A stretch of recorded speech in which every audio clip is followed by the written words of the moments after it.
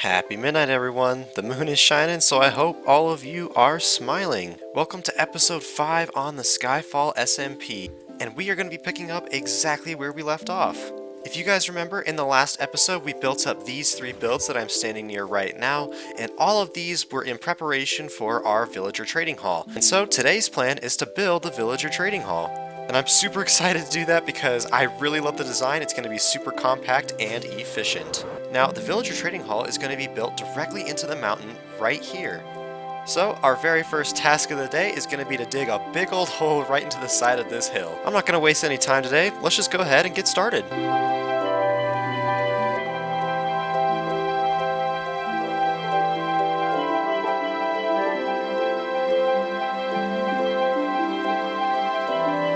And just like that, we have an ominous cavern. And digging this out also gave us a fair amount of resources, so let's go put these away. While we're in the base, I might as well show off my cool trophy. That is indeed a warden head. And the story behind it is pretty cool. So basically, last weekend, Stam hosted a mystery event for the entire server. All we knew is that we were supposed to log on a certain time and day. There were a lot of server members that showed up, so once we all had logged on, Stam just said, "Hey, follow me," and he took us over through the nether to this portal. And on the other side, there was an arena. And basically, Stam had us fight several wardens as a group with nothing but chain armor and iron swords. It was a ton of fun, and most of us died a lot. But if we check out our statistics, go to mobs, here you can see that I actually landed the killing blow on 2 of the wardens. Never mind this number, that's not important at all, just this one. So anyway, it was a super fun event. Thanks a ton, Stam, for putting it together. If you guys want to see the action, head on over to Stam's channel. I will have him linked in the description. By the time you guys are seeing this, Stam will have already uploaded the video that's all about the Warden fight. I highly recommend you go check it out. It was super chaotic, but also extremely fun. So anyways, that's the story behind this Warden head. We're going to keep it here as a trophy and memoir. Anyways, we've got the space cleared for our villager trading hall, as well as all the resources we're going to need. So I say we build ourselves a villager trading hall.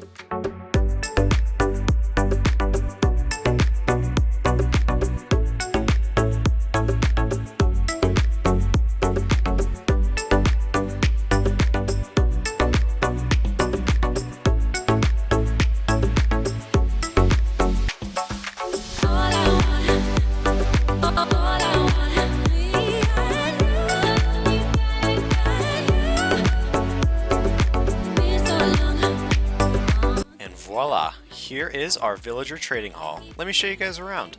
So these are the villager cells. We're going to have 1 villager in each of these pods, and we have 80 pods in total, which means theoretically our villager trading hall can hold 80 total villagers, which is just an insane amount of villagers, especially for the space. Like I said, it's very compact. This back area right here is where their workstations are going to go. So you can see we have a lot of these filled in, but we're missing the lecterns because I don't have bookshelves, so we're going to need to get a few librarians before we actually get the bookshelves. But for the other villagers, we're going to have 10 farmers, 10 clerics, and then some various armor smiths and some stonemasons.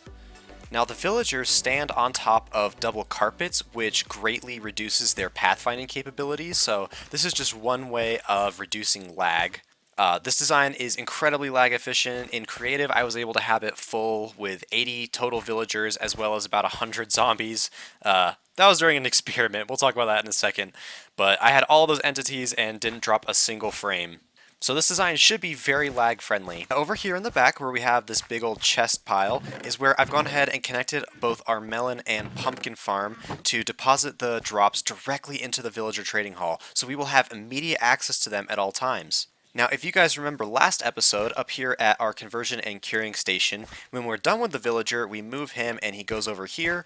Well, I need to still put the blocks here, but this is now connected up into the drop chute that leads directly down here. So the villager will land on this rail and we can then send him out into his place in the villager trading hall. We have some barrels in the floor where we're going to store emeralds as well as different items that villagers trade. So for example, farmers might trade golden carrots, so we can store some golden carrots in here along with emeralds as well. And then to trade with the villagers on the upper level, we climb up these vines and walk along the chains. And despite it looking very skinny, it's actually really easy to just run back and forth along the chains without falling off. But basically, why I use chains here is that I really love this design with the gold and mangrove, and I didn't want to block it with any sort of balcony, so I used chains to provide something to stand on that had a minimal impact on the visual aesthetic of the area. The last cool feature of this villager trading hall that I want to show you guys has to do with these rails, but we're actually going to pop into creative to show you guys this in action because it is just super fun to watch.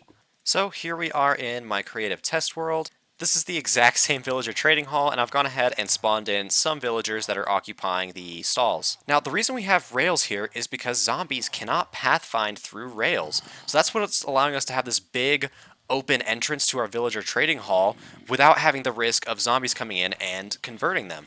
And as you guys saw in that clip just then, zombies will actually pathfind to the side, and so that's why I've installed these lava pits to cut through the horde, because if zombies were to somehow make their way onto the rails by other zombies pushing them, then they could pathfind in and attack our villagers, which we don't want.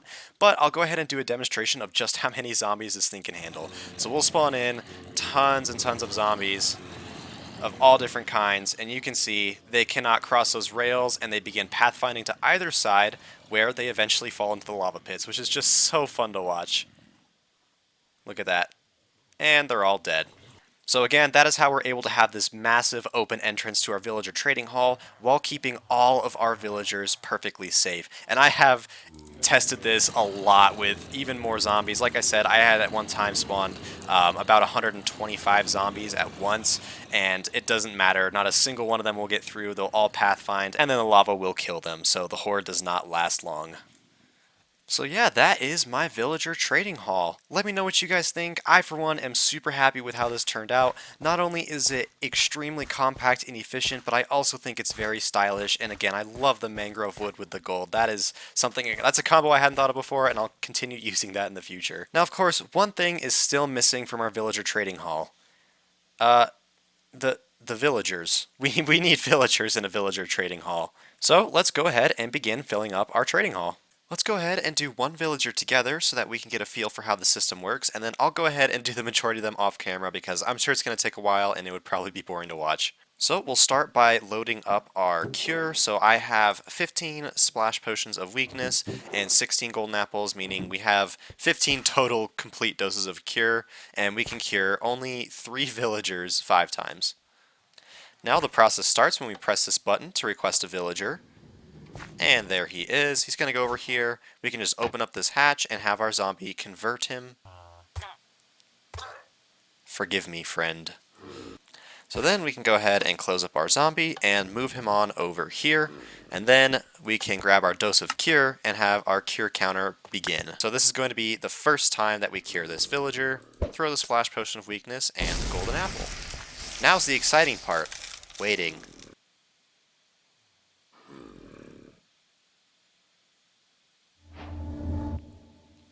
Nice, so now he is cured and we even got the achievement for it. Now we just need to rinse and repeat 4 more times. So I'll open up our zombie and press this button to send him back over to our friend. Alright, and back over here. Press this button to move. He's now being cured the second time. And another dose of cure.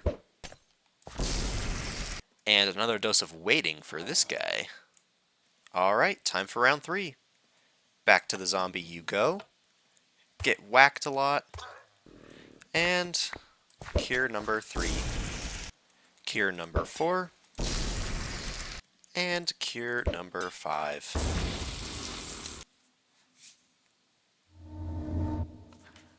Alright, so now this guy has been cured 5 times. We can press this button to reset the counter, and we can go ahead and move him on. So we're going to put him back onto that rail, but then press the wooden button so that he goes into here.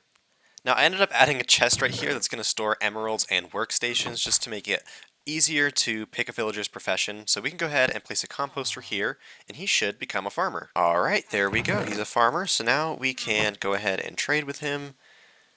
I really want him to have a bread trade because I don't have very many potatoes or wheat, and I want to be able to level him up. So let's go ahead and re-roll him until he has a bread trade. So quick update. I noticed that it was taking the villager a long time to pick up this profession, so even after I would break and replace the composter instantly, it would take the villager a really long time to kind of recognize that and choose his profession. So I think instead we're going to opt for a system where the villager is not in the minecart during this step, so I can... Oh, well, okay. Let's go ahead and try that again. There, that's better. And then we can place a composter here. He accidentally got free and went and bound to these barrels, so I think once I destroy them, he will stop being a fisherman. Alright, great. So now he is a farmer. He has no bread trades, but let's see if he cycles faster now. That's much better. And look at that, a bread trade. And now that he has the trays that we want, we should be able to go ahead and move him along down here into our trading hall. Now the one thing that's not high-tech about this villager trading hall is that it lacks a efficient mechanic for getting the villagers in place. So basically how I plan on getting these villagers in place is to just, for each individual one, I'll make a little trail that goes over to their unit. So this guy's going to go here, and he's not even going to make it. Wow. Let's try that again. So he's just going to go over here, land on the carpet, and then from here I can manually push him into place. Like so. And then I want to block off other places where he might pop out of the minecart so that he's definitely going to show up here. Lastly, we break the minecart, and that's it. He will be in place forever. Yay! So that is the curing and conversion process from start to finish and how I will be filling up this trading hall. So I'm going to get going curing lots of villagers off camera, and I will see you guys once I have something to show for it. And we are back, and as you can see, I've been very busy. This is actually several days later in real life, and as you can see behind me, the chests have changed because it is now Christmas Eve. Long story short, villagers just take a long time to cure, and I've put in several, and that's basically what I've been doing for the past few days. So let me show you everything I've got cooking here. Starting at the back of the hall, we have these 6 farmer villagers. Now all of these have either a melon or a pumpkin trade, or both, as you can see here. And as I mentioned earlier, we have our melon and pumpkin farm feeding directly into the trading hall. So these guys are going to be our main source of emerald income, and we have 4 more that we can put in. On the upper level, we have various armor and toolsmiths. So these 5 right here are all toolsmiths that can sell me pickaxes, shovels, and axes. And then we have 1 armor smith for now and 1 weaponsmith for now. That's all I need, but I will probably be adding more in the near future. And finally, the main event, we have our librarians that sell us enchanted books. So we will go left to right, top to bottom. We have Mending, Unbreaking, Efficiency 5, Silk Touch, Fortune, and then Protection, Fire Protection, Blast Protection. That's going to be Projectile Protection right there, and Feather Falling 4. And then over here, we have Thorns 3, Aqua Affinity, and Respiration 3. And then up here on the wall behind me, these are all of our sword enchantments. So we have Sharpness 5, Looting 3, Knockback 2, and Smite 5. I figured that's more than enough villagers to get us started. I do plan on filling up the entire hall, but it's just going to take me way too long to do that, and I want to get this video out, hopefully either on Christmas or before. So I'll probably be adding the remainder of the villagers at some point off camera. Now the very first thing that I want to do with our villager trading hall is use it for the power of Christmas. Because while I've been busy working with my villagers, people have been bringing by gifts. As you can see, Raven brought by this beautiful present. I just love the terracotta. It says, "Do not open until Christmas." That's tomorrow. Silver also brought by a gift, which I'm super excited to open. And Stam, well, Stam went so far as to build us our own Christmas tree, which looks absolutely phenomenal, and there are some gifts underneath. Although I must say, Santa was a little lazy this year. He didn't even bother coming down the chimney. He just left the tree and the gifts straight on the roof. I love it. But anyways, now that we have a villager trading hall, let's put together some gifts for our friends. We'll start by buying some boxes that we can put our gifts in. There we go. Then we're going to dye each box a festive color. And now we can get to work putting together individual gifts for each of the members of 12K Gang. Yay! Alright, so I've now put together everyone's presents. Let's go ahead and take a look at what I got everyone. Up first, we have Mezzy's gift. Mezzy is a relatively new member of the SMP and also 12K Gang, so I thought the best thing to get for Mezzy would be some starting gear. We have some max enchanted armor, max enchanted tools, and then a ton of food, as well as a shopping district gift card and some mending and unbreaking books. Next up, we have Stam's gift. Remember how I told you guys how Stam put together that warden fight event? Well, Stam himself actually died several times during that event, and one of the times he unfortunately lost his pickaxe. So for Stam, we're going to get him a new pickaxe. Actually, we're going to get Stam 10 new pickaxes. These are all max enchanted. These 5 right here are Fortune 3, and these 5 are Silk Touch. In addition, we're also going to give him some golden carrots and some deep slate, because deep slate is terrible to get mining, but I know Stam also likes it as a building block. And lastly, some coal. Why coal, you might ask? People typically get coal when they're on the naughty list for Christmas. And, well, Stam is a little bit on the naughty list because of a prank he pulled the other day. So I was AFK at my gold farm, and when I AFK, I take off all of my gear and put it in a barrel at my AFK platform. And so while I was AFK, Stam came along and he took my elytra out of the box and put it all the way down on the nether roof. So that when I came back from my AFK session, I had no way of getting down, and in the end, I had to jump and kill myself falling to my death. So for that reason, Stam, you're getting a little bit of coal in your gift. Next up is Raven's gift. Raven is also getting some max enchanted spare tools, as well as a shopping district gift card, and then I got her 2 axolotls named Callisto and Thebe. Those are both names of some of Jupiter's moons, and I gotta keep it moon themed somehow. Raven also loves cats, so I thought, why not get her the head of one? Surely she'll appreciate that, right? And then lastly for Raven, we have a ton of melon and pumpkins, because Raven also has a ton of villagers, so she'll need to do some trading eventually, and I figured melons and pumpkins could probably help with that. Last but not least, we have Silver's gift. Silver, I gave an assortment of max enchanted tools to help with his base, as well as a shopping district gift card. And Silver is building with mud, which I know can be a pain, so I went ahead and got him some mud and some mud bricks, and finally some rockets, because Silver always seems to be running out of rockets. So I thought we could get him some for Christmas. Now, we really need to be delivering this gift because it is actually the next day in real life. That is right, today is December 25th, Christmas Day, so we've got to get these gifts out to all of our friends. We'll go ahead and grab them all up. We will go ahead and deliver Mezzy's first, and I believe this is Mezzy's base right here. I like the vibes in here. Alright, let's go ahead and give her gift.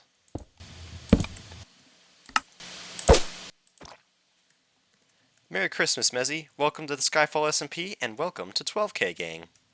Next up, we're going to head to Raven's because she is just around the corner. Yep, right there. It seems Stam has been here as well and put up a tree. We'll go ahead and put our gift under Stam's tree.